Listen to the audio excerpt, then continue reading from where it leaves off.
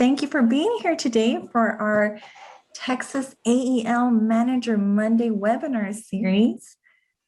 And we hope that you are prepared to get your learning groove on. We have lots to share with you today.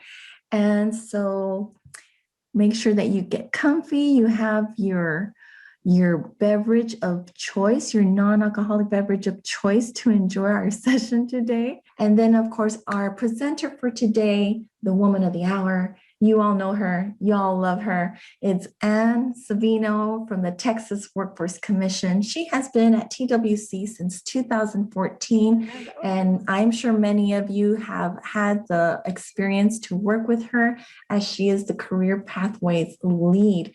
And so Ann is accompanied here by our guest speakers. We have Mary Jo Ochoa from the Far West Adult Education Consortium at Socorro Community Ed. We have Dr. Christina Robinson from HCC, and we have Art Longoria from Brazosport College. So welcome, everybody. And Ann, it is all yours. You're ready to go, and take it away. All right, great. Thank you so much. Thank you, Liz and the Train PD team. It's great to be here this afternoon talking to you about one of my favorite subjects, integrated education and training. And I do thank our guests that are going to join me as we move through this presentation. So warm welcome to everyone. And just know that there is a lot of content. We know that there's a lot of content on integrated education and training. And I'm not fooled that I'll be able to take a deep dive today. But in the hour and a half we have, I really want to give you an overview and emphasize a number of points that I think we need to just reinforce as we keep going forward. But over the next 6 months, we'll roll out more depth on this topic. So I'm very definitely interested in hearing about what you need and what the field needs to better support the work that you're doing.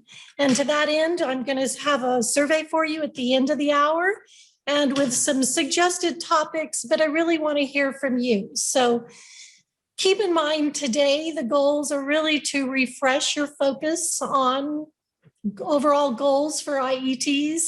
I told somebody this morning, it's kind of the beginner's guide to the galaxy of IETs. I want to really look also at the populations to be served, see what questions you might have around that topic. But the real emphasis is really the role of partnerships and supporting the communities out there working on IETs with partnerships. There are a lot of planning tools that are available to support your success. I've got those on a key list that Liz is going to provide in the chat at some point as we move along. And once again, look for the survey for the topics as we move forward. So let's get started. Okay, I don't want to forget this because this is actually the next item for the next webinar. And this is something that Lori Slayton, Kara McVeigh, and myself are going to do. And we want to look at the costs of your IET programs. So today I'm not going to get into anything cost related, but we know that it's really important how you look at your costs and breaking down all of the participant related costs, training costs, etc. So we're going to have a separate webinar on that on the 3rd of March. So look for it in the portal. And hopefully you'll see that maybe by the end of this week. All right, so that's the next thing on the agenda. So let me share with you some of the tools and resources. I'm going to touch on some of these, but really, this is really the deep dive that I want you to do. I want you to take a look at all the resources that are out there. I want you to send me some support in the survey in terms of the next topics. And I want to ensure that we can either take a deep dive into individual tools that we have that will help you in the field, or you need to move on to new topics. So this is really kind of keep it at the big picture. The first tool I'm going to talk about is really the Integrated Education and Training Implementation Plan. As you all know, this is a required submission for all of our AEL programs for their integrated education training. It's where you tell us what your plan is. So the importance today is really planning and planning with partners and really being able to build your IET from the ground up. I do want to say, I know I have a lot of people in the room who are very new to this project and to this process. I have people who have not done an IET before. So I think even just reviewing the implementation plan will give you a real good feel for all of the components. It's highly detailed for each of the compliant elements that are tied to our AEL letters. So this is a really good resource.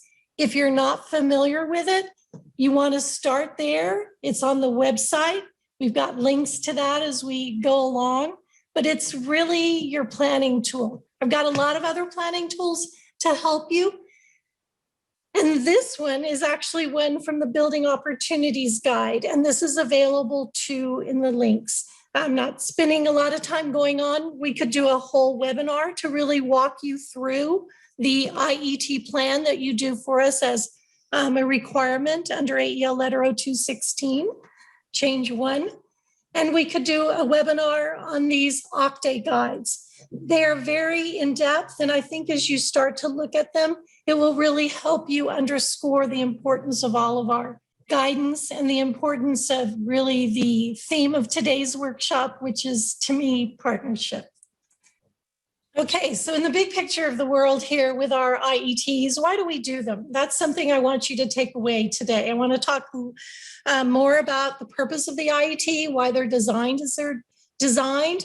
And I think if you're starting or you've been doing this work for quite a while, the reason why we do them is really the core emphasis of the availability of the funding, and it's the availability of what we can bring to our students.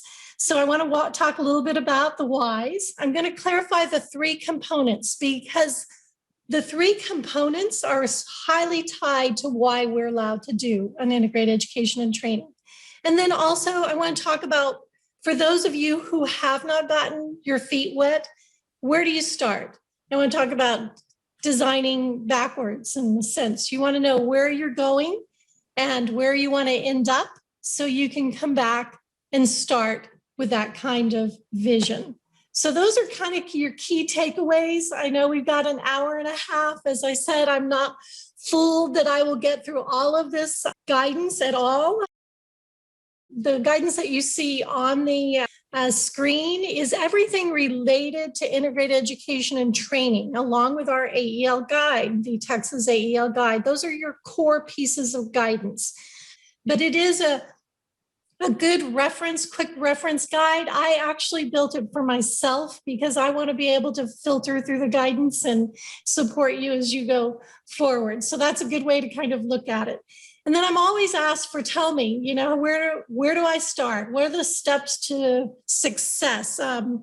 You know, give me a checklist. And while OCTAE has actually done some checklists that we are including in that handout, you know, let's look at it like this. You know, you want to first know the guidance. You've got to review the guidance. There's a lot of guidance out there.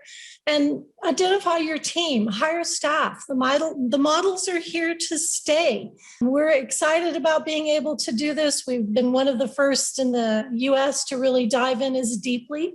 So getting the staff together and the team is really an important piece of it. I put this in here as find a training provider because we have a lot of programs who aren't colleges, we have some CBOs, and the ways that they have gone about to really be able to build integrated education and training without having that within their institution is something I want to talk about today. And one of our guests will address that too. And then ultimately, you're really building for your student outcomes and for your performance, for your student performance, and for program compliance. So keeping those all in mind, when I say, you know, what are the steps to success? You know, make sure you understand the guidance, and then where do you want to go with the student population? So we'll be talking about that as we keep going on here.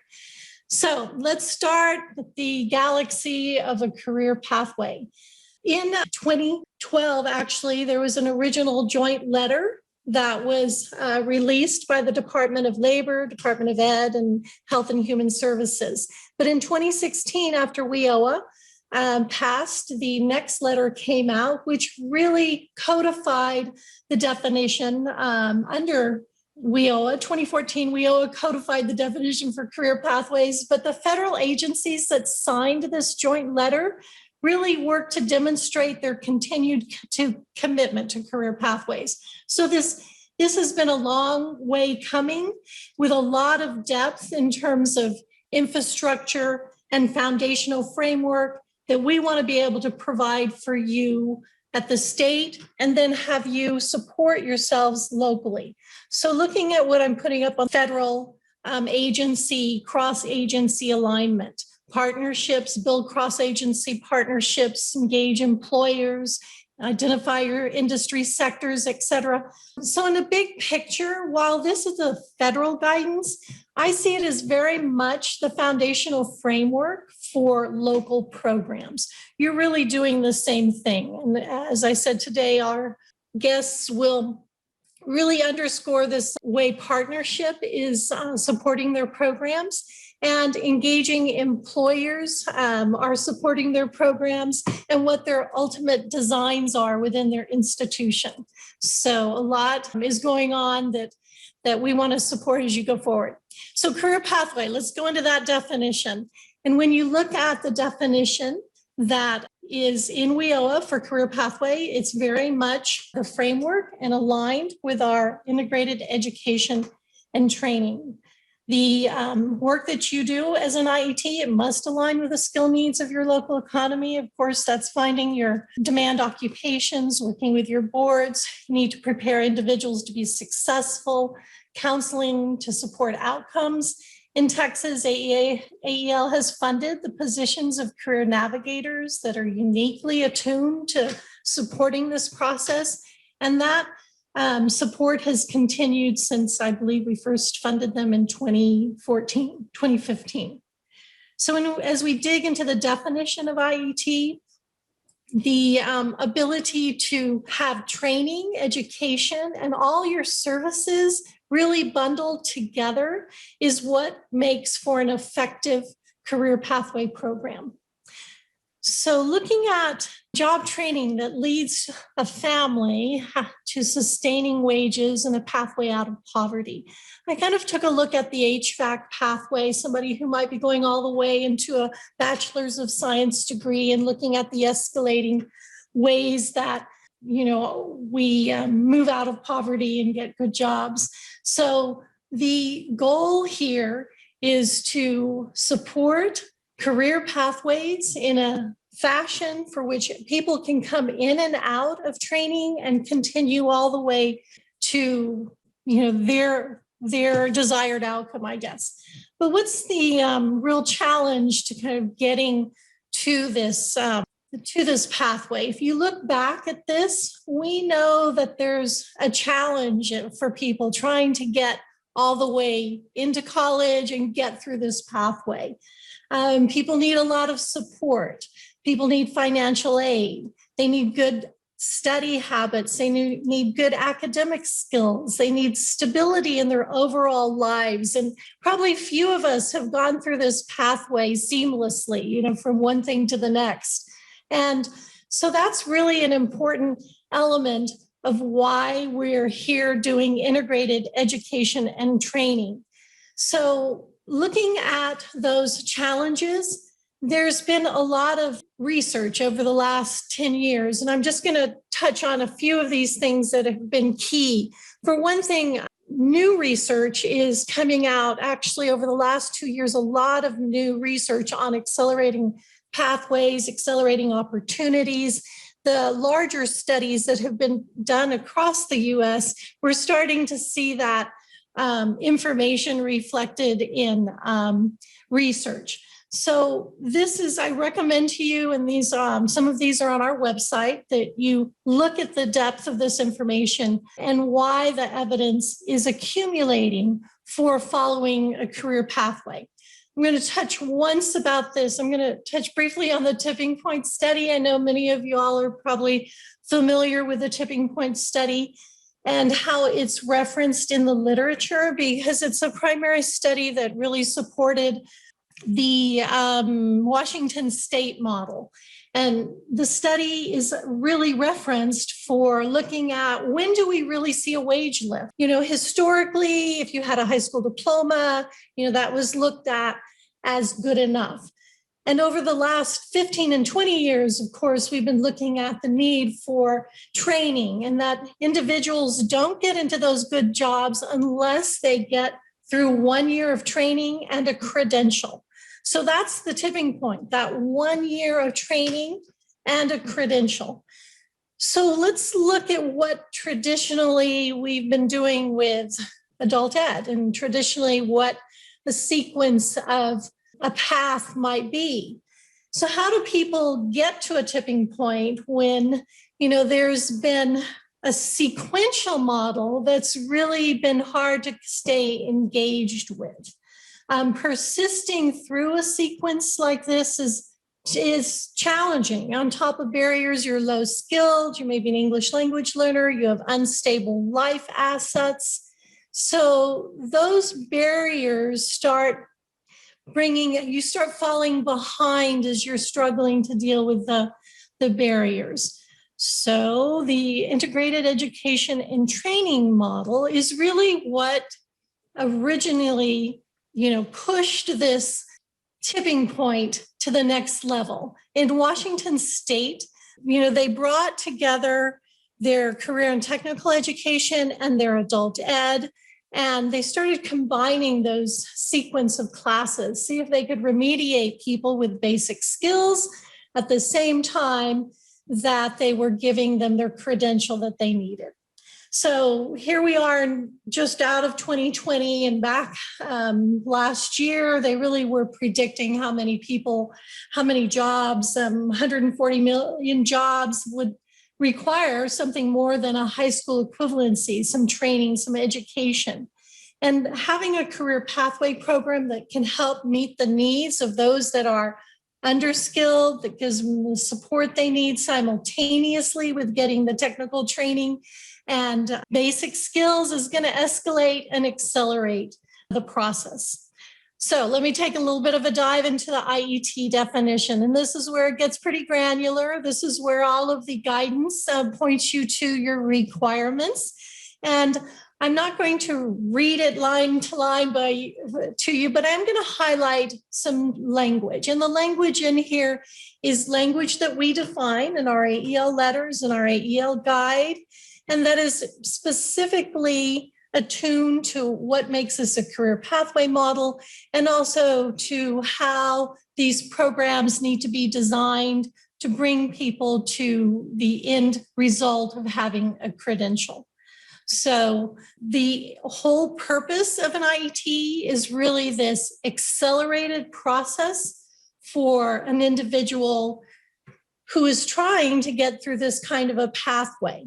So in other words, our career navigators provide an awful lot of support for people working through barriers. So I put on the screen right now this look at where this opening of a pathway might be for an integrated education and training model and for an adult ed student. So that adult ed, so first square here is components are aligned with the first 4 courses of HVAC, let's say. They get out of that class with a credential. It's an occupational skills award. That meets our requirement. That moves that student along on their pathway a little bit further out of debt, out of poverty. And the way it works is really the model itself. So let's take a look at this because this is the core piece of the delivery that's really the challenge, perhaps from your perspective. First of all, we need the contextualized basic education. We need the workforce preparation activity and the workforce training. So let's talk a little bit about why this works for our participants and why it works better than that sequential model. In other words, you don't do the basic skills and then you do the workforce prep and then you get them into training and then maybe they get out with a credential. Well, as you can see, doing this simultaneously, They're engaged because their learning is tied to their goals and their interests. Basic skills are being taught in a seamless fashion. They may go to a separate class for their basic education. It may be integrated into the CTE class. There's lots of different ways to configure that. And if I'm going to take you back to that implementation plan, if you take a look at that implementation plan, it suggests ways that you might be able to design that collaboration. So, but the point is to integrate the basic skills in a seamless fashion with the workforce content. Learning is contextualized. Learning has been contextualized in adult ed ever since I've been in it, whether it was family literacy and helping people understand how to talk to their doctor. It's really a very easily translatable thing to work. If they're in a welding class, we're contextualizing our welding information to the math that they need, the reading, the writing, etc. And it's really important to have that basic education support. Somebody, I think it was actually Mary Jo, said to me the other day, a student will come in and say, gosh, I didn't get it the first time that teacher explained it to me, and part of what they're not really seeing is that adult basic education teacher is including those strategies. Where do you find that information? How do you look for information in that textbook? What's an index? How do you move forward? So it's a seamless process of integrating basic skills within the context of the training. So how do we know it works? We're going to go back to those gains. Are people making measurable skills gains in their basic education while they're enrolled in a training program? I think Mahalia just got this data recently, but we still are showing that people that are engaged in integrated education and training program do make gains in their educational functioning levels at an increased rate than if they were not enrolled in that kind of contextualized learning. So we want to take a deeper dive in that, hopefully later on this year, but that's another way we know it works.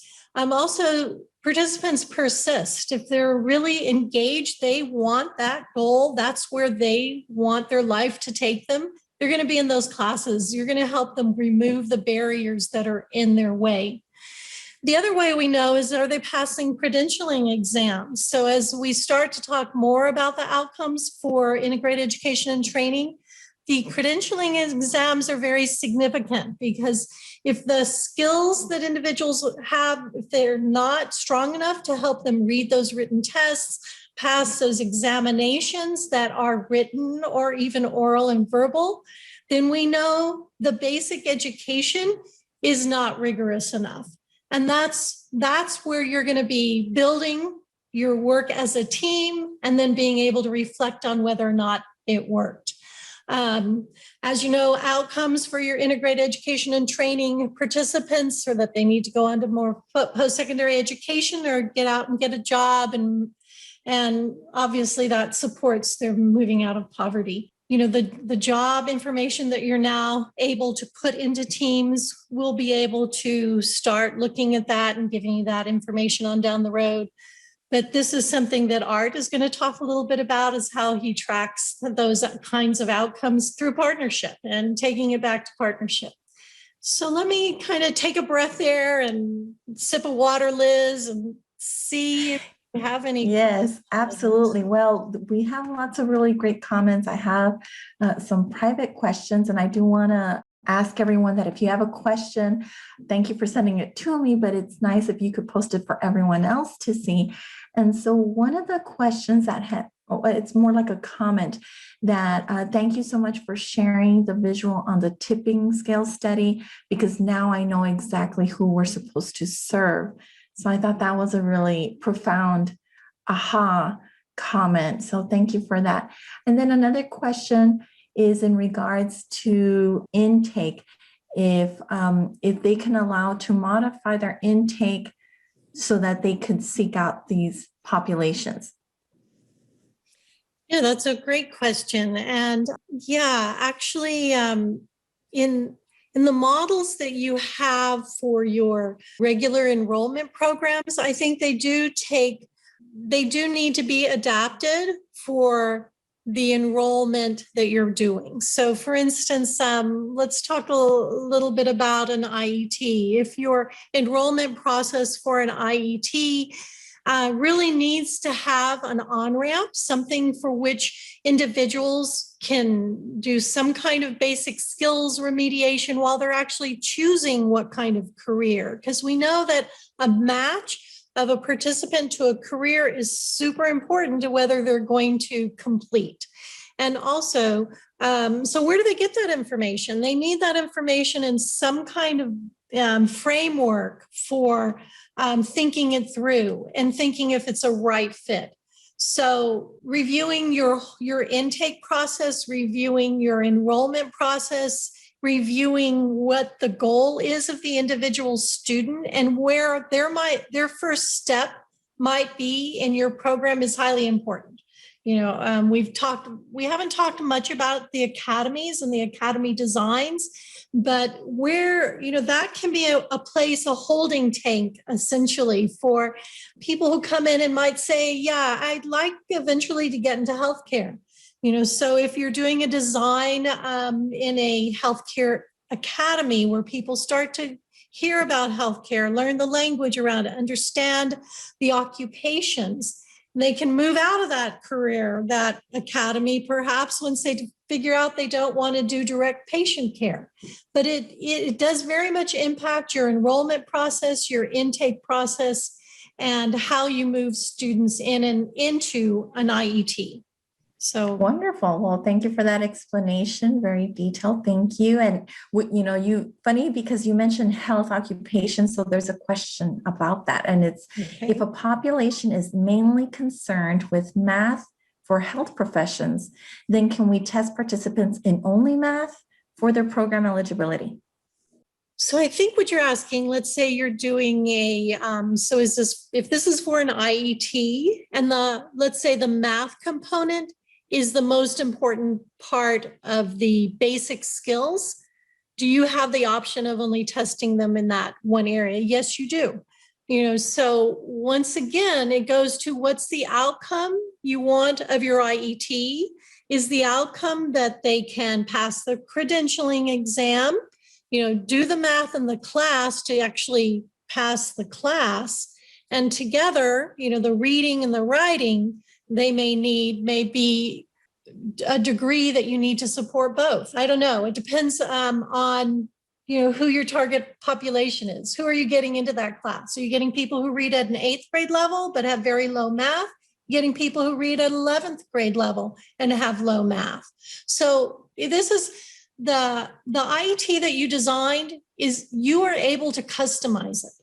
And customizing it on an individual one student basis at a time can be challenging. So you need to figure out what the configuration is of individuals for the pathway.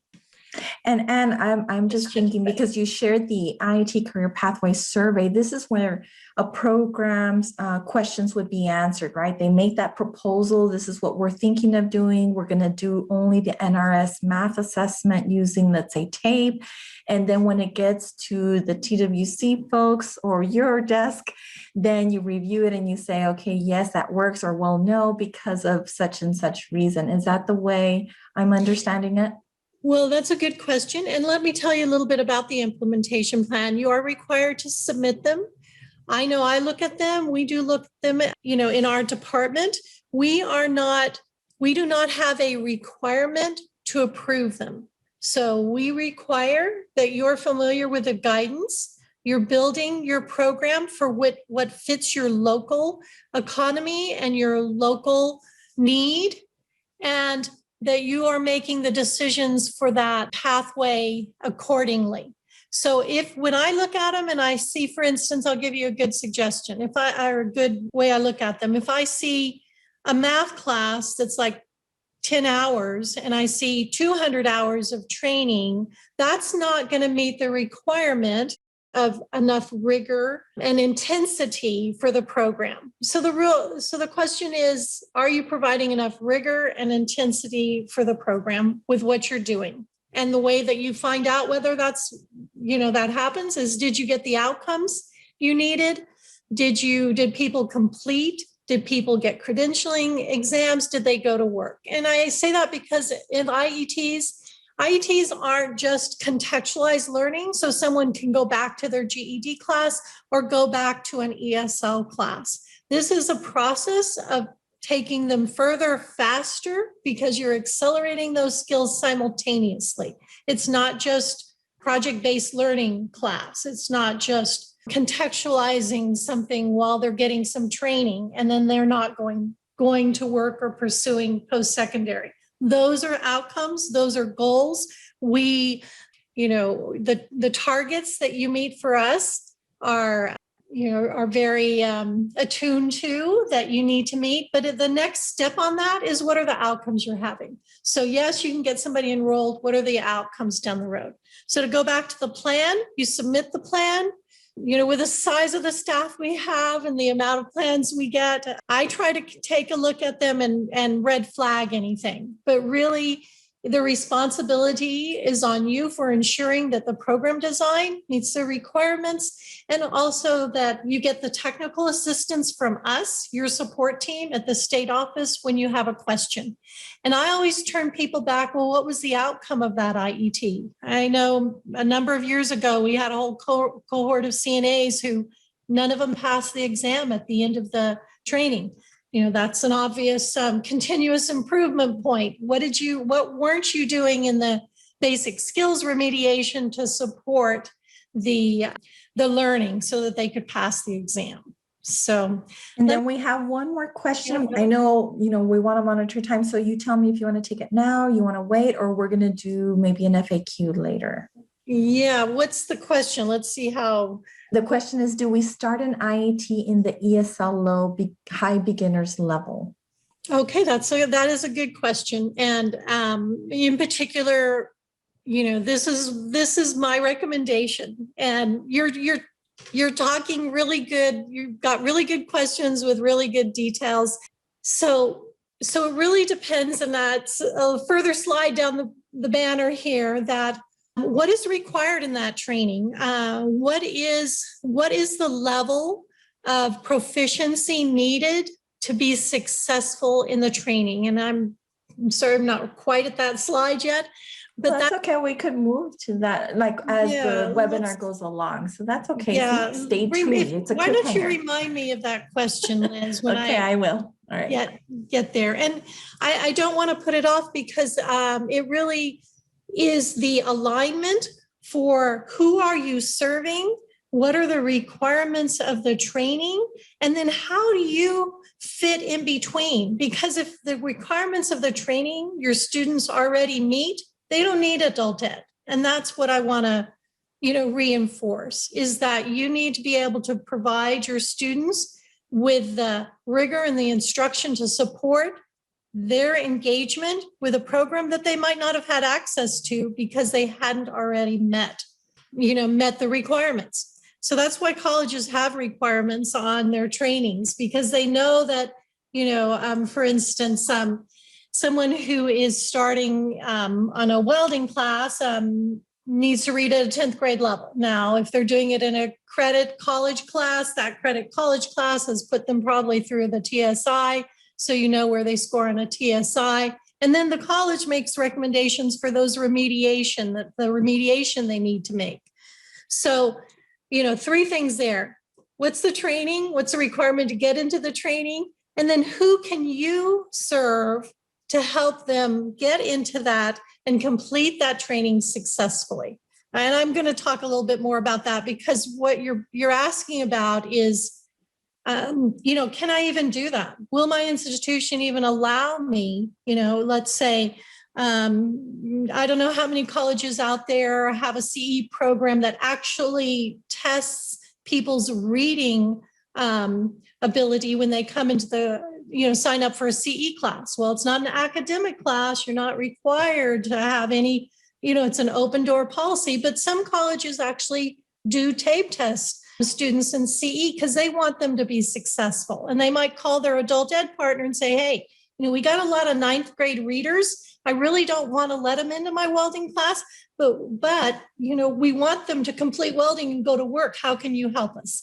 So that's back to the partnership and back to the team. So I've kind of gone on to who is on your team. Let's talk a little bit about that, because everything you're mentioning is really within this construct. So we've got a career navigator, we've got an enrollment and a recruitment person, an instructional team. You want your performance and quality assurance folks in there.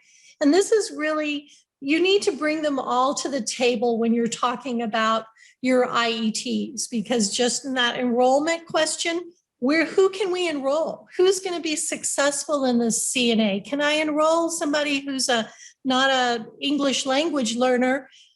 We TABE tested them and they're reading at a 6th grade level. Is that a good candidate to get into CNA and complete successfully? We've got programs out there who have that kind of experience with delivering those services. And I think after the last couple of years can probably tell you what they've determined are the needs for that support class. So I myself did a lot of CNAs who were reading at a 6th grade level. But I also found out I needed to give them 100 hours at least of some second language learning, of ESL, contextualized with the CNA, parallel to it as they were going into it, or as a prerequisite before they entered the training. And in order for those individuals to be successful. So, all these people of the team are important. And, these are the kinds of discussions that you need to be having. And I'm kind of going back to the fact that these aren't singular siloed projects that you can pull off by yourself. You need your internal team and you need your stakeholder team. So I'm kind of putting those up on the screen because all of these questions, they have to be asked within those entities. So look at number 2, internal, external partners. Are you working with your academic division? Are you working with your career and technical ed? Are you working with workforce development and CE? They're going to answer the questions as to who can come into the welding program differently. And then your job is to figure out how to work with them. I've worked with programs that said, no, my ENT basic, they have to be reading at an 8th grade level, or else I'm not going to let them into the class. And then they have to simultaneously take developmental ed with EMT basic. I like what you're doing over there with adult ed and contextualized learning. Let's give it a try. I'll let you take a group of students. You tell me what the range is. Did they score between 9 and 10? Didn't make it into the Dev Ed, highest Dev Ed? And can you remediate them? So, when you're having that kind of conversation, it's not just, a siloed activity. It's not just, put it on a form and it's done. It's an iterative process. You have to keep working at it to figure out what's going to work in your institution, in your community, to help those individuals who are in need, who are low skilled, who need that kind of support simultaneously, get into a program, successfully complete, and then get a good job. So having all of these entities as your stakeholder team are part of the process. So, and I don't want to forget here, professional development. And of course, us at our office, we get a lot of questions, and I love getting questions and I love spending time and answering them. And that's part of why I wanted to do this first session was, let's regroup and let's refocus, because this is not an individual siloed activity. This is a stakeholder, partner, team work that needs to be done at the local level. And we're supporting you from the state level. We're hearing from you about our guidance and how we can help support you. But I also realize we need more professional development. We need to help support you all. We've had great efforts this year with especially Olga, who's been carrying the load on the career navigators. Thank you very much. Been doing a lot of work around college and AEL integration with the Amarillo College project. So all of these things are part of the pipeline to success, but they're all important. And I keep saying, I keep wondering how I can find an easy button, and actually maybe that brings me right to someone who has great expertise and knows what it takes to develop a partnership and how to connect with an employer and support employer partnerships. So I'm going to introduce Christina Robinson here, who's with me, and she has an amazing amount of experience here doing this in a very challenging year of the pandemic. And, that has not gone unnoticed. I know I haven't brought it up as a topic, but I'm really trying to help you also scale towards the fall and start thinking about, what is our program going to do for our IETs on the long haul? You can solve the problem tomorrow with a CNA class and meet some targets, but where do you want to be a year from now? And what kind of partnerships do you want to have? So Christina, I think we're getting ready to unmute you, and I have a couple of bullet points here I can pull up for you, but jump in there.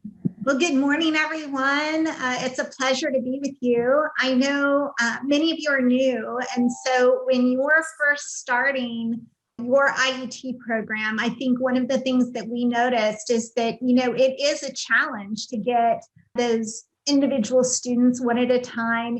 We started with a concept that cohorts would work best. And then we realized that cohorts didn't work best for us because our ability to get 12 or more students potentially in one specific program other than maybe CNA could definitely be a challenge. And in order to get those groups, we really had to have partners to make that happen. So depending how you set up your IET program, you can really set it up going down two different pathways.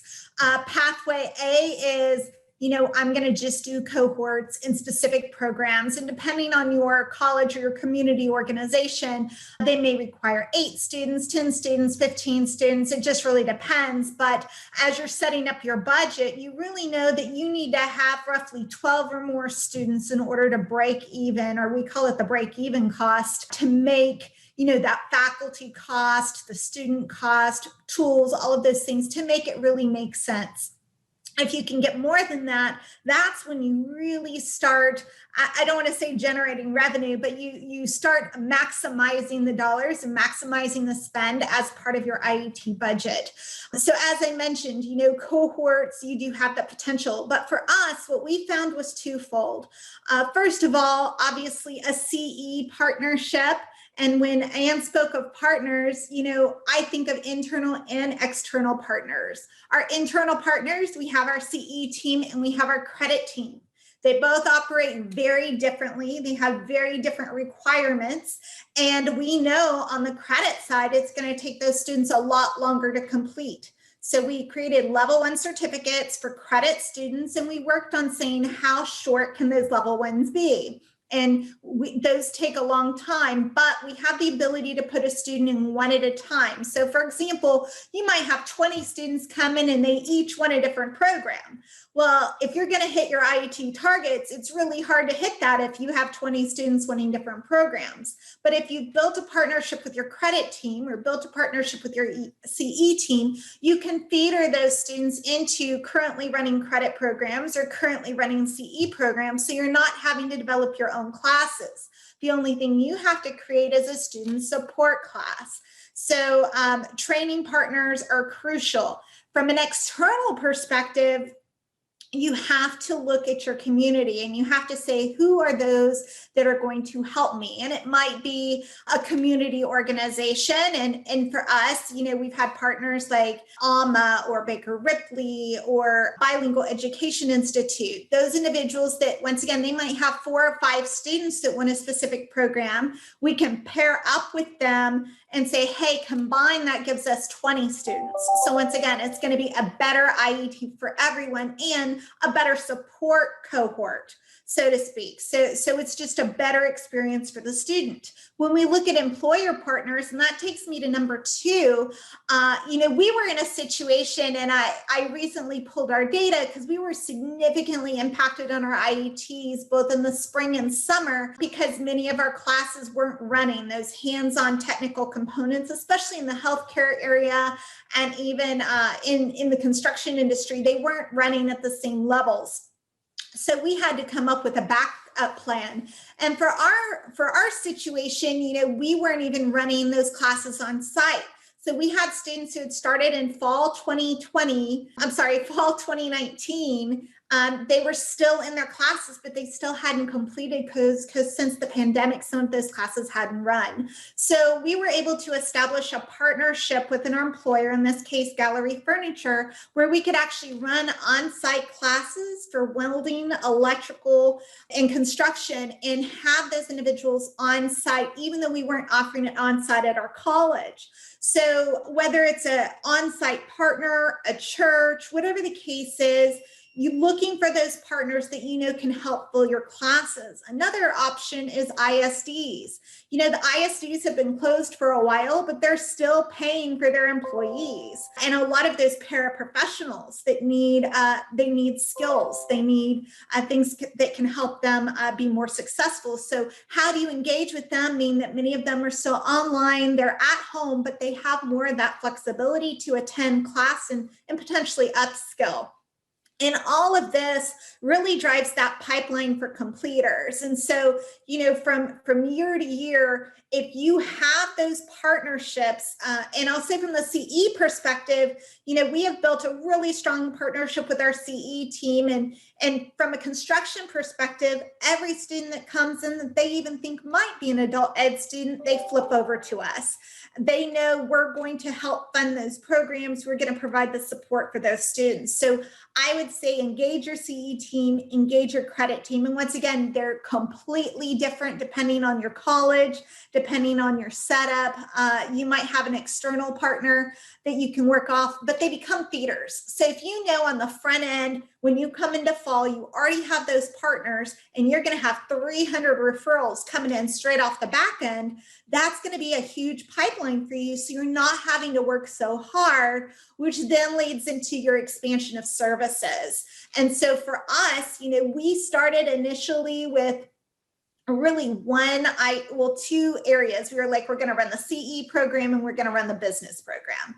And within business, accounting was one of the big ones that was really up and coming, but we found accounting was a very expensive program for us. So with those partners, though, you have the ability to say, hey, where can we expand? Where can we streamline so that we can, once again, maximize the dollars? So for us, we ended up expanding into 5 industries: IT, healthcare, construction, business, and transportation, and saying within those 5 industries, we're going to be very specific, very measurable, and only offer between 3 and 5 certificates in each umbrella.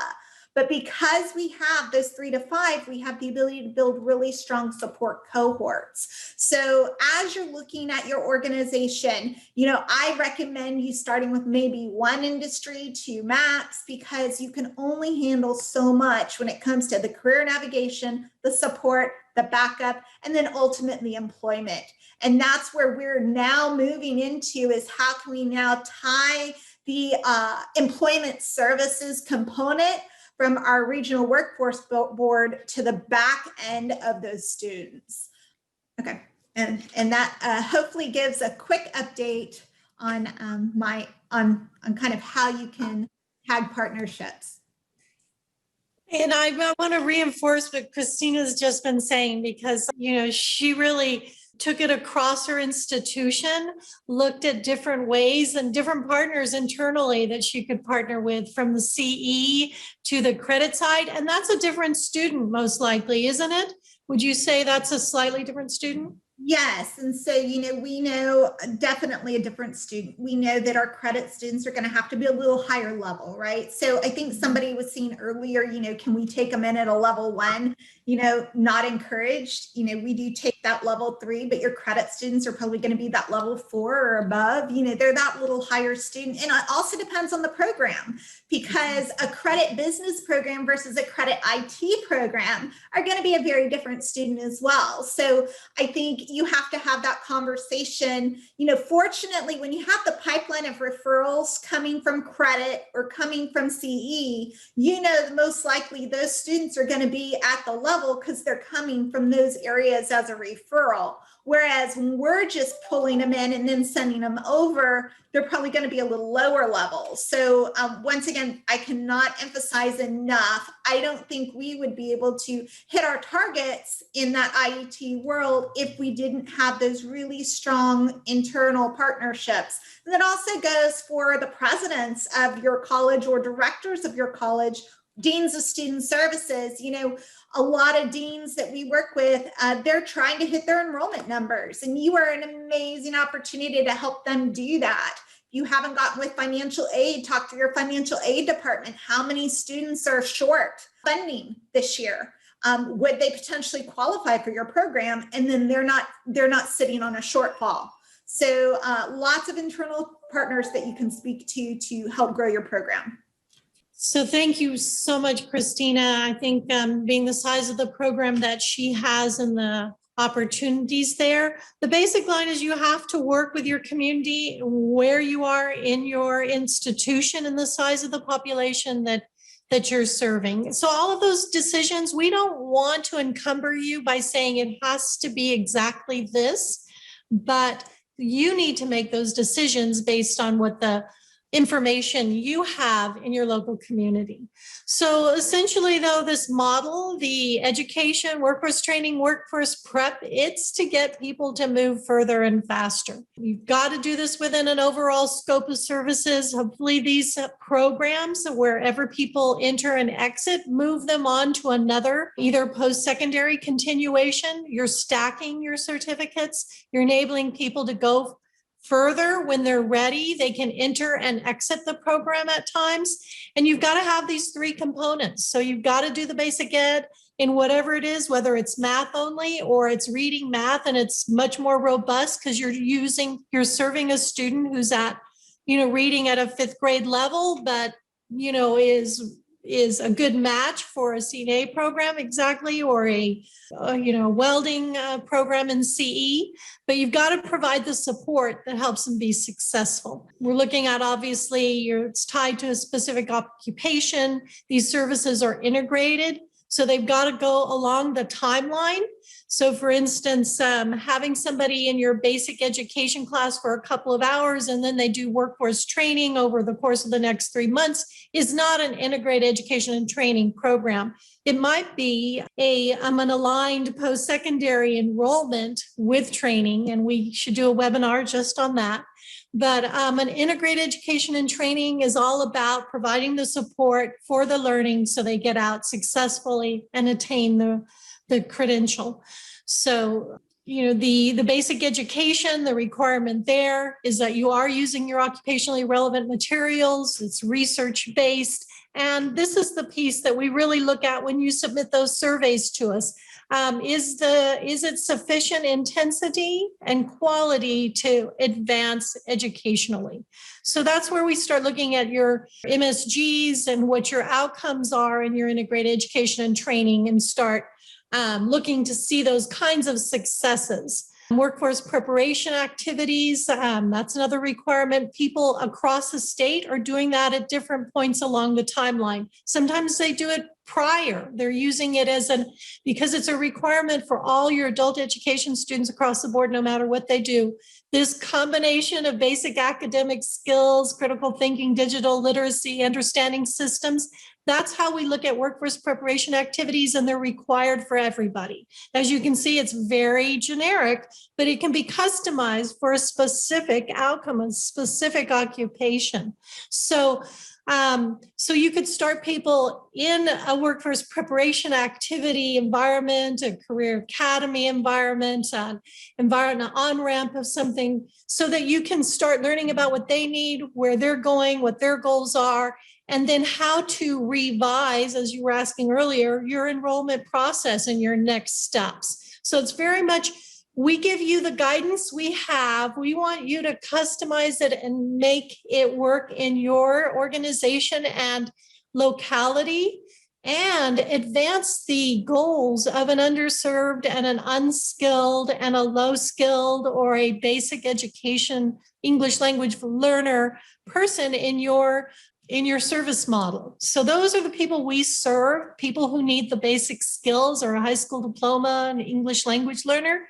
So combining this with the integrated education and training model is just a great opportunity. And as you move into this, it will get more granular at the local level and exciting for you in the development phase. I highlighted digital literacy skills here just because obviously in the world we're living in and have been really for 20 years, those are basic skills. So digital literacy skills and the importance of that have really been underscored this last year, and want to continue to build them across the network of providers and students. Workforce training, there are some options here in terms of doing, most everyone should be doing the occupational skills training, but if you're working with a board, you could possibly be doing an on-the-job training that has very specific requirements. An employer, if you're doing some skill upgrading, that's something that a few people are trying to do. But on the whole, you're doing occupational skills training that have a credential and ensure that someone get through the program well supported for completion. So this is just kind of a quick look at integrated services for commercial driver's license. So this is an acceptable model for us in terms of the three components. And how I have this is there's an on-ramp right here that says this first course. Often this is where people are starting their basic skills for this. The reason why many people have told me, that they aren't doing it inside the classroom is some of these CDL courses are like 3 or 4 weeks, and the student is required to be in the technical training for 40 hours. So where do you fit the adult ed in? The CDL trainer isn't saying, yeah, sure, your teacher can come into my class and help them read the Department of Transportation booklet in more depth. I mean, that would be great. If they do, say, yes, we'll be there, because that's the first leap that those students have to make, is to get their permit. And they have to be able to read at the level to be successful in passing that test. The hands-on learning, and this is something else to consider in your designs, hands-on learning is often, show me what you're going to do. I can replicate it because I'm watching you do it, and you can watch me do it back. But can I go in and take an exam? So that's the component that adult ed is really focusing on, the reading, writing, the math piece that helps people to be successful. So the commercial driver's license here, so there's sometimes a very strong on-ramp. I used to do these with motivation, education, and training for farm workers who wanted to get out of the fields, and moving into a drive. A CDL program was a great advantage to them. And through some programs, they had all their benefits paid. They were paid to go to training. So it was great to have an on-ramp because they were paid to be there, and it supported that engagement. It's hard. We know it's hard to teach reading. That's why teaching it in the context of something someone cares about and loves keeps them engaged. So anyway, you do an unwrap up front, getting them pretty much the contextualized learning they need. If you can't get into the CDL course, we allow that CDL course to go forward. You try to touch base with them on a weekly basis, either on a Friday, hey, 2 hours, join us for a recap and let us, help you with maybe some test taking skills or where you're going to look for work, et cetera. Within the context of writing a resume, making sure you can read your road signs, you can talk to a DOT officer, et cetera. So there's lots of learning activities you can do. It's finding where they happen best. And then here we kind of threw in some distance learning because, keeping people engaged is good. And we're taking a deeper dive at what these distance learning modules are that are really contextualized and do fit with an IET. No news on that yet, but it's certainly on our radar. So this is just a quick look at that. Here's another one for HVAC, where even though I have it separated here, but it's the IET components while they're actually going through this HVAC series of courses, which in some accelerated environments you can do in 6 months, so, think about this too. If you've got a student going into a 6-month course sequence, when are they working? How are they supporting their family? Go back to the career pathway model and look at what kinds of supports that person needs. What kind of partner might you have that could help them get childcare, that could help them get gas coupons, that can help them, get some support money while they're going through training. So that's another piece of that partnership. So adult ed can kind of fit in right here at that beginning with a good reach into HVAC, get people initially trained into jobs, and then they can exit the program or continue into post-secondary. And I didn't give much of a heads up, Mary Jo, but it's something I wanted to kind of pitch to you here for the Far West State EL Consortium from Socorro Community Ed. Mary Jo Hernandez is joining us. And she has unique internal partners also. And this is, I think, something she speaks well to an independent school district who's struggling with the opportunities they have to align with post-secondary education. So Mary Jo, welcome. All right. Hi, everybody. Welcome. I'd like to say good morning. It's still, oh no, it's not morning anymore in my neck of the woods. It's our afternoon now. And I work in a school district, in an independent school district, K-12. Our adult education and literacy department is separately funded, of course, as the TEA services that the K-12 section provides. And when we first got this mandate to provide IETs, got a little nervous initially because we are not experts in the vocational part. We have been in operation for over 25 years, so we know how to do the AEL side, the EL Civics, and the ESL and HSE. But the vocational training kind of scared us a little bit. We didn't know how to do it. We were going to have to partner up with other people. And here in El Paso and in our school district, it was getting a little difficult to try to find services outside with the limited funding that we had. So luckily, our director was able to have had a good working relationship with the internal K-12 CTE director, the Career Technical and Education Director here within the K-12 system that is funded through Perkins 5. And they had a good relationship. He thought, hey, well, why don't we just bring him in and have him help us do the vocational part?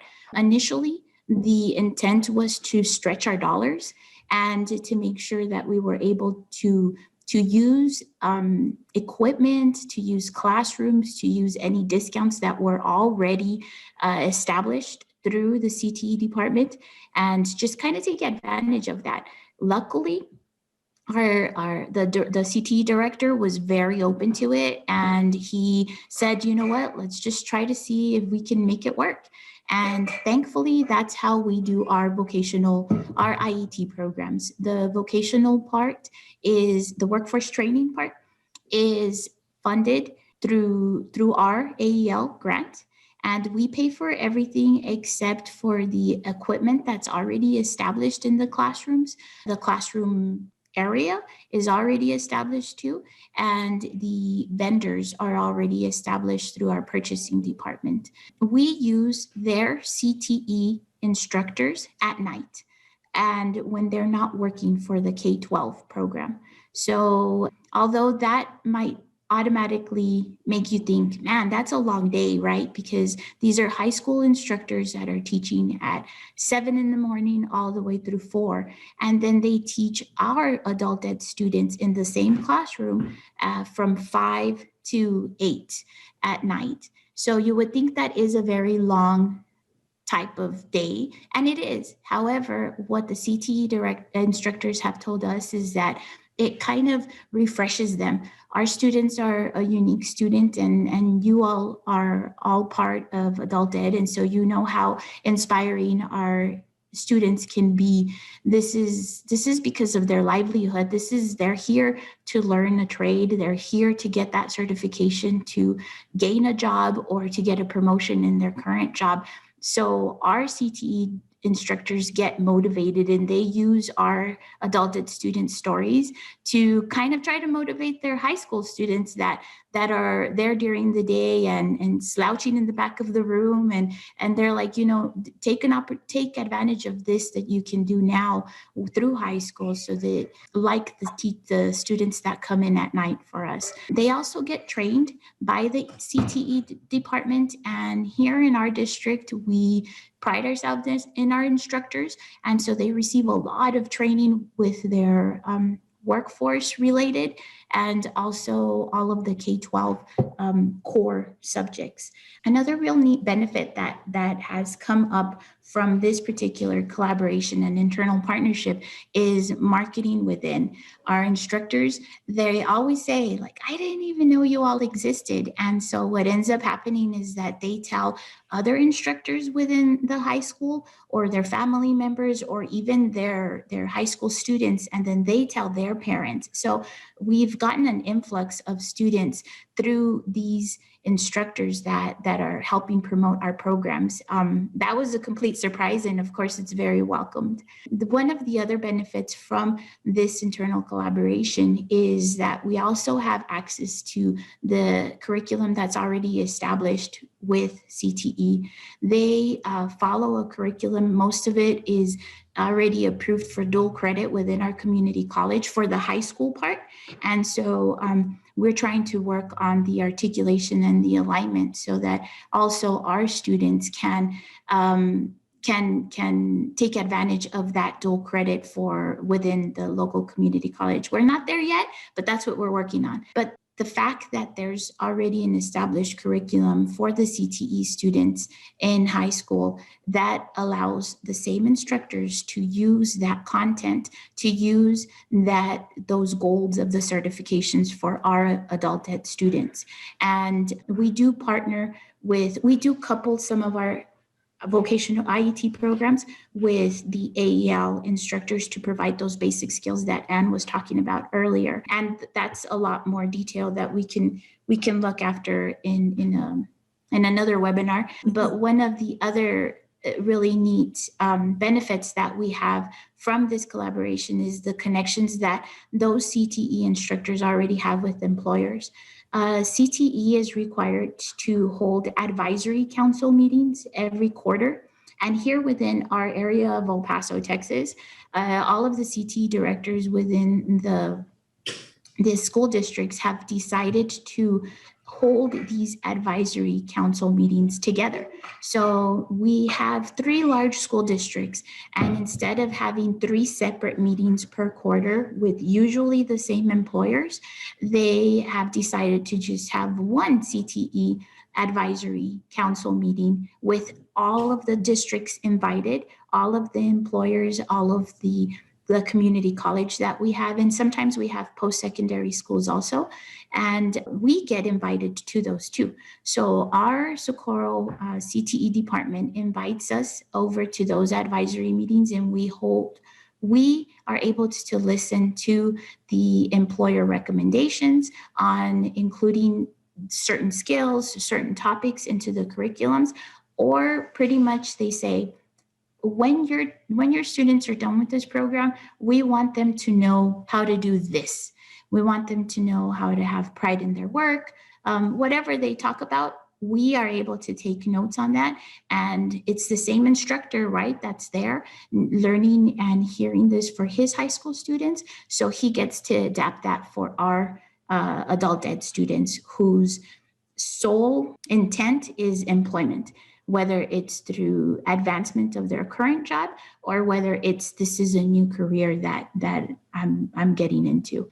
I think that's it. I hope I was able to explain it well so that you all can see how we in our school district were able to come up with this type of program. We are part of a consortium, and so the 3 school districts that are here in El Paso are providing their services this way too. And I just wanted to talk about how we're able to do it in our district. And honestly, it's all about relationships, like I've told Anne before.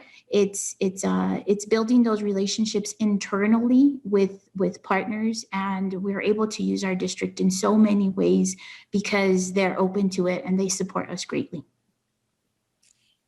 Thank you, Mary Jo. Great points and great takeaways, and just another expansion of really partnership. I think back to how this has evolved over the last 3 years, and now there actually might be a possibility that's exciting to hear that there may be some articulation to post-secondary. So it's a great question to be able to answer and to ask in your locality, and it would make a lot of sense. So, the partnership, as Mary Jo said, it's the partnership, it's the relationship, and these are for the long term. They've been in it for the long term out there in El Paso. Far West has been doing a really good job of expanding their partnerships across, within their organizations and then with their workforce development area, with their workforce boards. So thank you. That was great information. And you're right, we could do separate webinars on all of this. So I kind of feel like, the well is running over and that we have a lot of content. But, once again, this is a few things to get you all thinking about, what you should be thinking about and how you can better address your populations, that you're serving. So I think we may have some questions and coming up, and I think we could take a couple. We do have some questions, and I'm also being cognizant of time, so maybe we could take one for now. And this is a clarifying question that people are asking. Lots of people were asking, what does Anne mean about the 100 hours of adult education? And so they want, and I got it from different people. So they're wanting to know, is that just an AEL? Is that with the ESL? Is that the entire career pathway? Is that just the certification? What does that mean? What does that include? Great. Oh, no, that's a great question. And you guys, I'm so glad you're asking these things because I put a lot of things out there, and I know connecting the dots to where it all belongs is important. So I'm going to kind of see if I have a couple of slides here that might help on this. So, so the 100 hours, I actually used that amount because, a previous program I did, and from talking to other people who may be working with the same population. So let's say somebody who reads at a 6th grade level is not a native English speaker. They want to get into CNA, a lot of commitment there. Maybe they've even already paid for some of their shots and et cetera. They, worked as a home health aide or something without certification previously. But what do you really need to do for helping them to be successful in that course? In El Paso, that course was 220 hours. It had of technical training. That was just the technical training when they had to go to that class, read that book, come back, take those exams. That's the workforce training. So like right here, I'm showing HVAC. That's the workforce training. Those are all those hours. So where does the adult ed fit in, and when do you do that, and what is needed? It depends on who you're serving. So once again, I'm going to put that back on you. Are you serving a second language learner who's reading at a 6th grade level in English, and the textbook they need to master and pass tests for is written at an 11th grade level? That's why this is a process that evolves and that you get better at doing once you dive in and start trying to figure out all of the pieces. So 100 hours was just a random number I put out there because I've typically done programs that have been 100 to 150 of the basic skill hours that were contextualized for CNA, for HVAC, for welding, actually, because I often was in an environment working with a lot of low readers. And they needed that kind of contextualization and kind of support.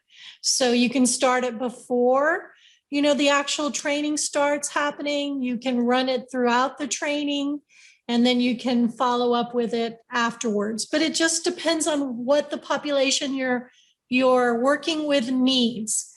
So the other question along with that is, who doesn't need adult ed? If your participants aren't coming to your adult ed class, maybe it's because they don't need it. So maybe, there's a lot of, work being done around, who is the participant you're serving, and how do you better help that person who needs the additional basic skills accelerate their learning so they can be successful.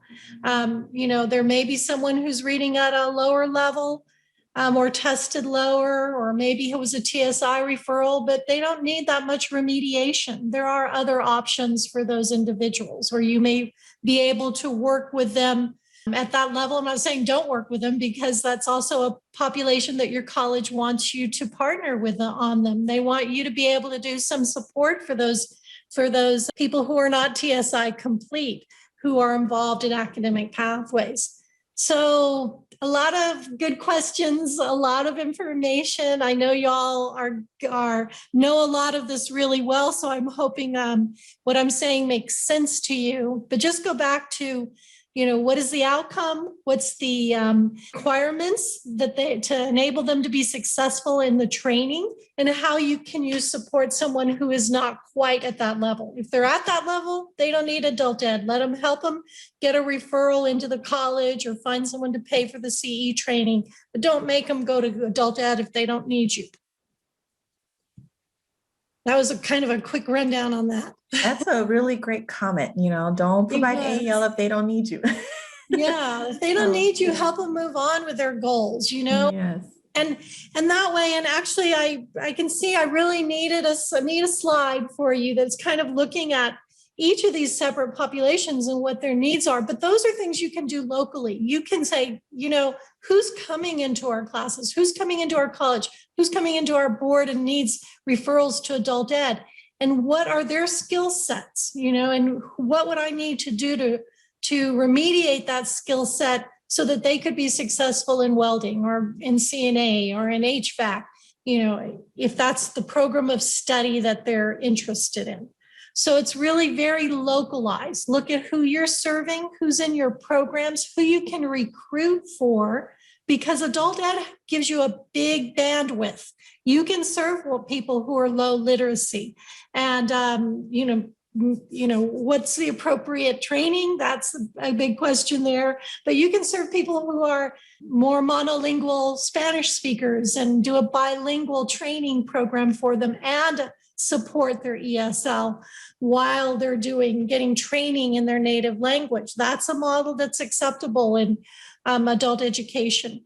So we have a broad bandwidth from a very low literate individual to someone who's just not TSI complete, or is testing in one or two areas, not TSI complete. So that's a different look at what that program would be in your institution than somebody who completed maybe not even sixth grade in their home country, came to the US, after their high school age. So their real background is limited. You would design a different kind of program for that core cohort than you would for those individuals that are TSIing low. So we're kind of revisiting this, and just a note about what's not integrated, because once again, how do you fit in what you need in the timeline for completion? This here is your integrated process. And then here is what's not integrated. It's a sequential process. Are you supporting people in a contextualized basic education, but there's no training aligned to it? As I say, we give you a lot of flexibility. There's some flexibility with truck driving. There's some flexibility with CNA, because it's very hard to talk those program directors into letting you either co-teach or design the delivery of your instruction simultaneously. So, keep that in mind. You need to look at our guidance. You need to look at what is in demand in your area and then start to tease it apart and make those decisions that are really going to move your community forward. And, ultimately, we're here at my last guest. He's held on, and thank you so much, Art. I want to introduce Art Longoria, who's here from Brazosport College, and he's been directing an Accelerate Texas grant, which is all about integrated education and training. And I put this slide up here because that's the other piece of this, you have on your monthly performance report what your enrollment is and what your job placement is over second and fourth quarters, but really you're going to be able to tease apart those that you spent money on training.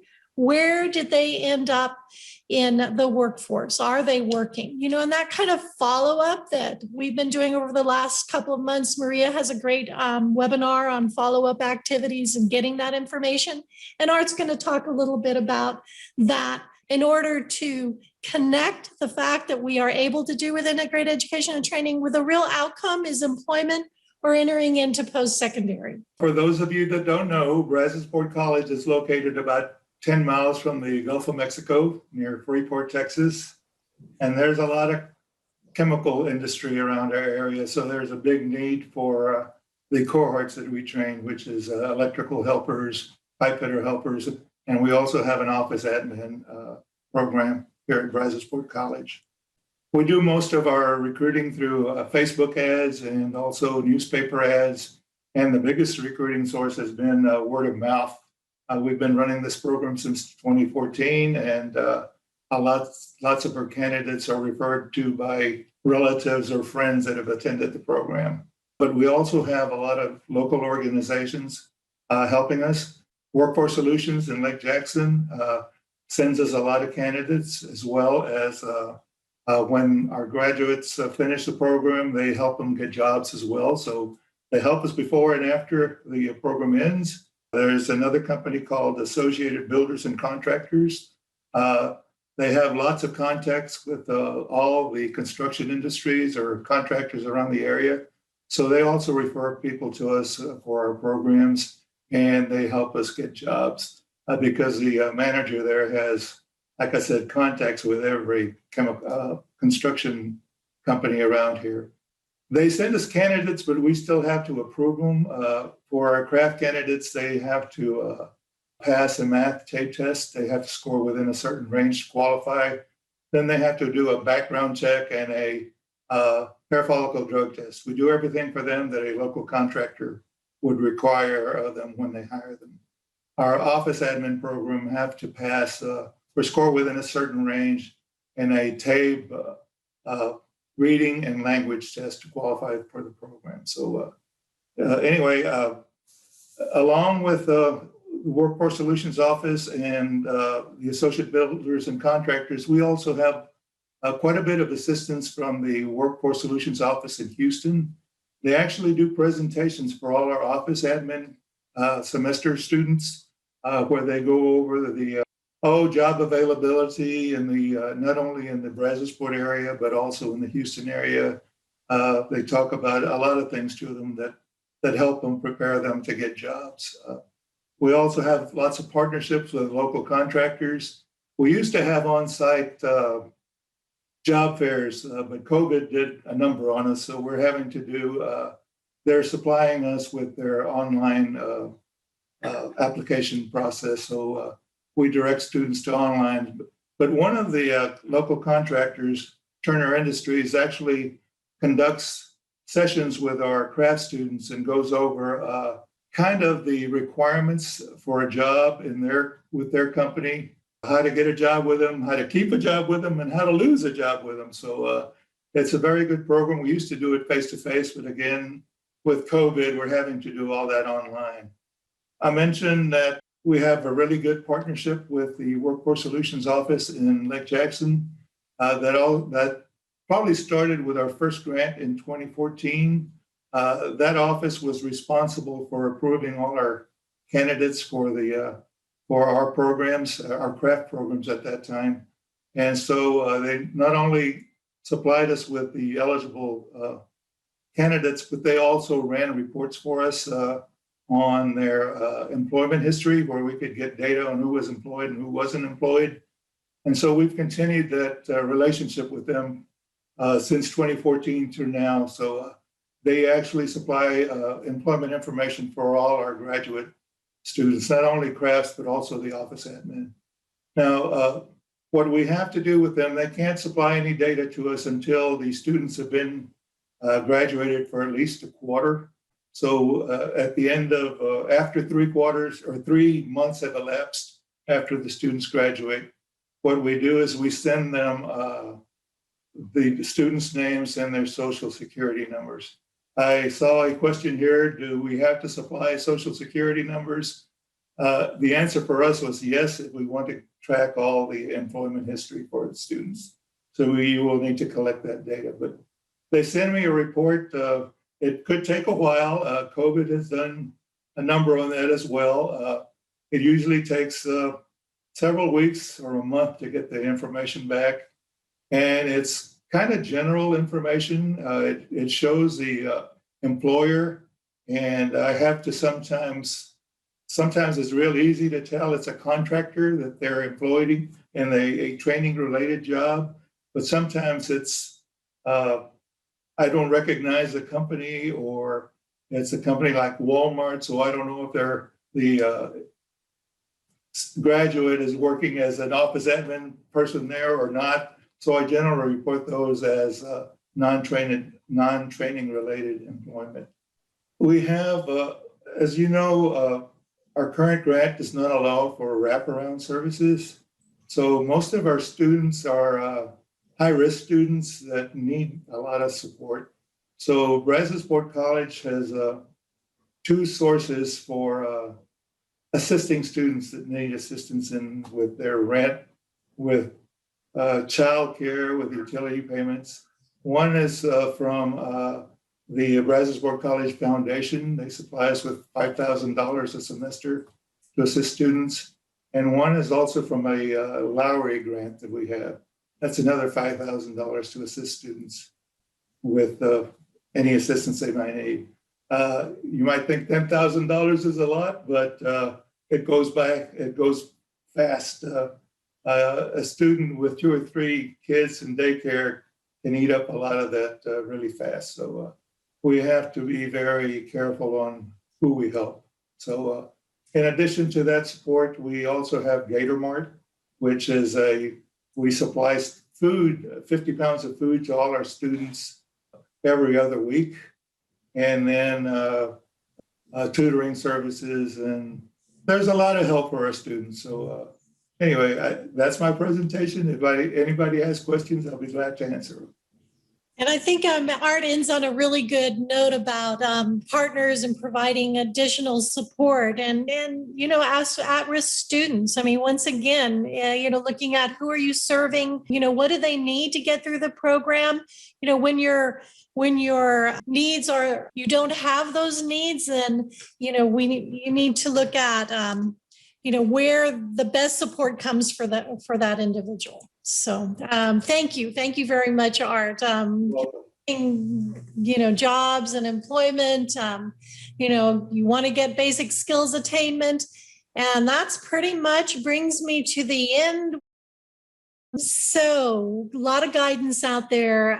If we got your email, we'll deliver that booklet for you. You need to review it, reflect on it. I've been hearing really good questions from people who are obviously thinking about the guidance and trying to get clarification. What is rigor? What's intensity? Does that mean a certain amount of hours? You know, so you're asking good questions, and we are trying to give you a broad landscape to be successful in. Keep in mind that this partnership, this is what we've really been trying to underscore today, is robust, and you need all of these different pieces to the wheel to keep it moving. Hire your staff. Models aren't going to go anywhere. You know, you need to determine your demand occupations. You've got board partners. You've got institutional capacity. Many IR departments across the state collect labor market information from 3 entities. That's going to help you evaluate along with your partner, your employers. Who's the training provider? We talked a little bit about this with Mary Jo, her using her institutional faculty. So this is a question you need to start asking them. What are the requirements for someone off the street to enter the training? When you meet with your training providers or you need with your academic departments, what is the TSI requirement? What's the entry level? Is there an entry level? Often there isn't in a CE department, for instance. But what do you need to know after that? You need to look at the textbooks. You need to start evaluating who is coming in and being successful and looking at where you can find that out. Is there flexibility to allow someone who does not meet the qualification to enter? That has been the whole goal of many of these initiatives across time that I've started out with, from Washington State and IBEST to Accelerate Texas here under the coordinating board, Accelerating Opportunities. All of those really have been focused on those most at risk in terms of under a 9th grade reading level. So as you look at the way that we've expanded populations for integrated in education and training, start figuring out, where and who you need to serve and who is in your population, your landscape of population. So that's building with the end in mind. Looking at the end of the training, you want those students to be able to, and that's both read, write, do math, get a job, communicate, etc. And matching that to the goals of what you're required to provide as an integrated education training. So step 5, this is kind of that piece about who are you dealing with. Each of these populations is going to have a different kind of level of support they need. And depending on where you're entering, we're beginning to look at our data in terms of our people in programs in adult ed without the contextualization, and they get to a certain level, and then are they being moved into programs for an IET? And maybe the remediation isn't as intense then. We don't have any prohibition against that, but it's really being focused on who in your community is in need and how can you best support those individuals to be successful. So got to have the 3 components. There's got to be intensity and rigor. And I think as we look at what we get from the Department of Ed, that's a major piece of compliance, measurable skills gains across the board from EFL to workforce training. And, being able to analyze your own completions, your credential outcomes. And if people are in an IET, it seems to make sense that the goal is to help them continue into post-secondary, further their education along that pipeline, make more money in their lives, or go right to work. So, those are the outcomes that we don't give you back immediately, but most programs that I've been working with Accelerate Texas do the tracking on this individually. We're not talking about a lot of programs to separate, individual programs. So keeping this kind of data and being able to track it through your career navigator or whomever on your team, once again, it's your team, would be tasked with doing that. So it's evaluating your outcomes. Quickly, I'm just going to mention back to that original question, which I really liked about entry and progress. Where does it fit in your intake process? Revisit what your student experience is and where this is all happening. That's a unique and local decision, and we want to support you in however we can. Comprehensive assessment, connecting students at the right time to the right opportunity. Not everybody wants training, is ready for training, is maybe, interested or eligible to continue into post-secondary or go to work. But that is part also of just the whole framework of what you're doing with your students. You're building their goals, you're helping them move forward in their own life and work skills and goals, and use the tools that you have at hand, which include all of these, your ITEC plan, your comprehensive assessment, and knowing what your own internal student experiences is like. So we got still lots more, but there's more that we're going to do with this topic. Thank you guys for being so patient with a lot of content. And thank you, Liz. Thank you all very much for being here and for extending your stay. Of course, glad to be here. Look at all the great stuff that's coming in. Lots of accolades. Lorraine says, definitely a lot of content information. No wonder we can't cover it in 90 minutes. Great job, Anne. So thank you. Lots of thank yous. Thank you to the presenters. So wonderful stuff.